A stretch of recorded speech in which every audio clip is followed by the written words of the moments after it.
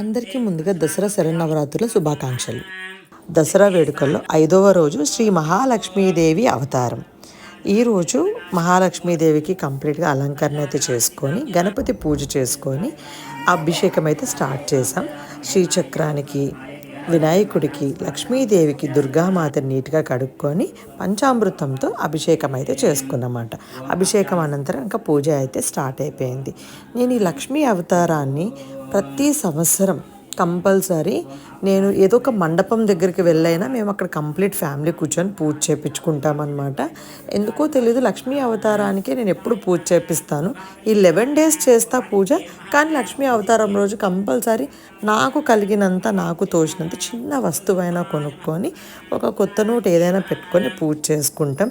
అమ్మ కూడా మాకు అలానే ప్రతి సంవత్సరం ఆ టైంకి కలిగేలా చేస్తారు. చాలా బాగా అనిపించింది.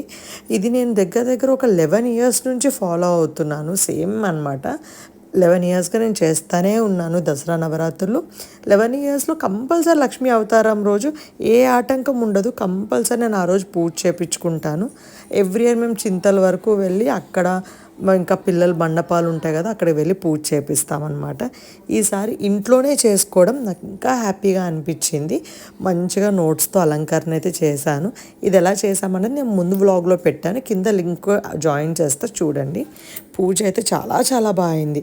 మనం ఎంత అలంకరణ చేసుకొని ఎంత బాగా చేసినా సరే పూజ విధానం వల్ల కూడా మనకు తృప్తి ఉంటుంది. మాకు వచ్చిన అయ్యగారు అయితే ప్రతిరోజు చాలా ప్రత్యేకంగా చాలా బాగా చేస్తున్నారు పూజలు.